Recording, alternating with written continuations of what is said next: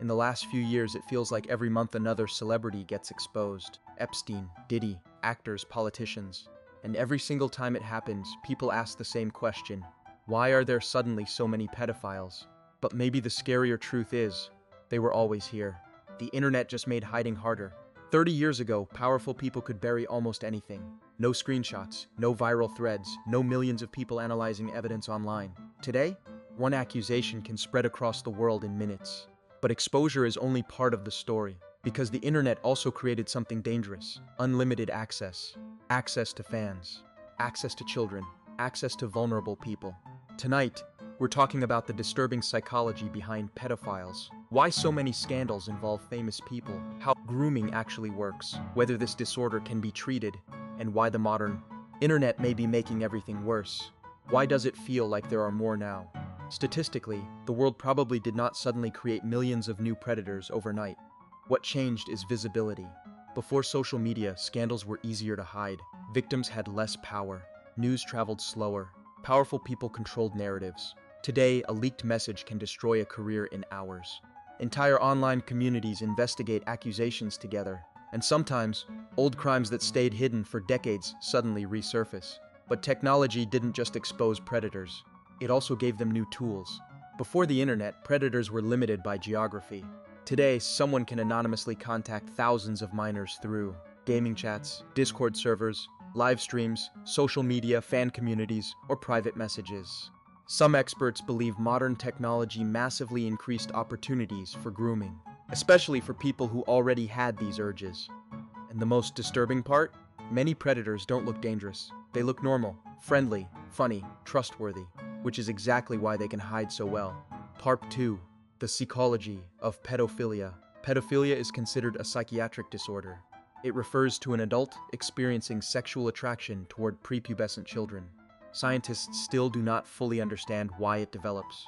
Some studies suggest neurological differences in brain development. Others point toward childhood trauma, abuse, isolation, developmental problems, or abnormal sexual conditioning. But researchers still debate the exact causes. One important thing often gets misunderstood online.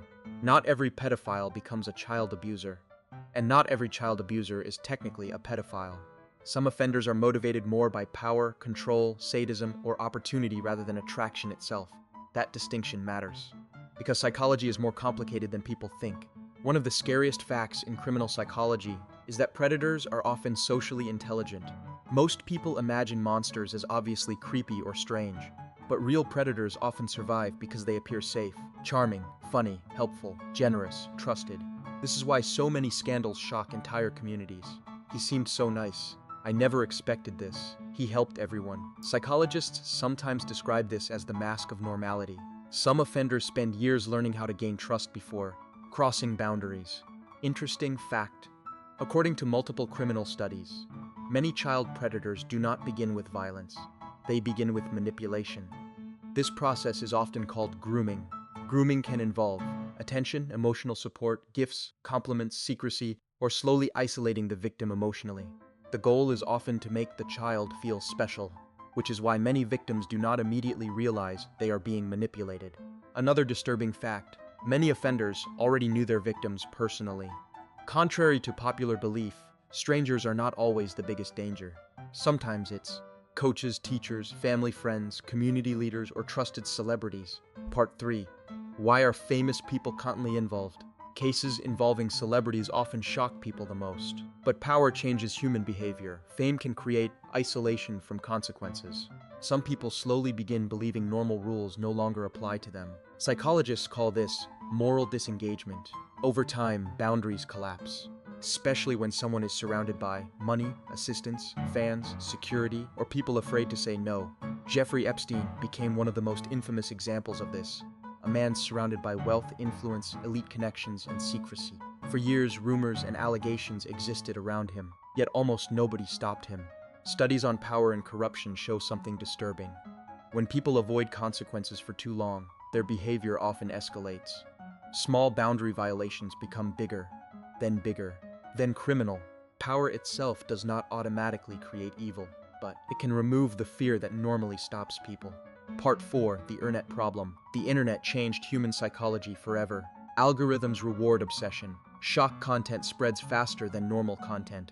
Parasocial relationships blur boundaries between creators and young fans. Millions of people now emotionally attach themselves to online personalities they've never met, and dangerous people can exploit that attachment. Some predators learned how to hide behind humor, internet culture, fandoms, streaming communities, or fake friendliness.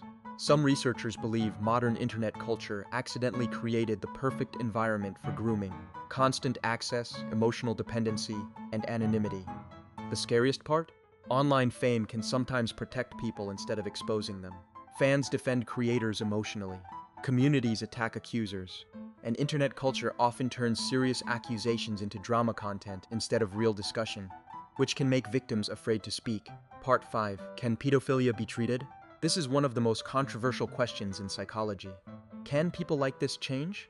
Right now, there is no guaranteed cure for pedophilia. But treatment does exist. Therapy can help some people control impulses, avoid dangerous situations, recognize distorted thinking, and reduce risk. Some countries even created anonymous prevention programs for people seeking help before committing crimes. Germany became one of the most famous examples. The logic behind these programs is simple. Preventing abuse before victims exist is better than punishment afterward. But this topic remains deeply controversial because society usually reacts only after crimes happen, and many people struggle with the idea of helping someone before they offend. But psychologists warn that ignoring the problem completely can also create danger. Prevention is uncomfortable, but prevention may save lives. Final conclusions. Maybe the internet did not create more predators. Maybe it simply revealed how many were already hiding in society. Hidden behind careers, fame, status, money, humor, or trust. The uncomfortable truth is, evil rarely introduces itself honestly. It adapts, it blends in, and sometimes it becomes successful enough that nobody questions it. Which is why awareness matters. Because protecting people starts with understanding how manipulation actually works, not how movies portray it, but how it happens in real life.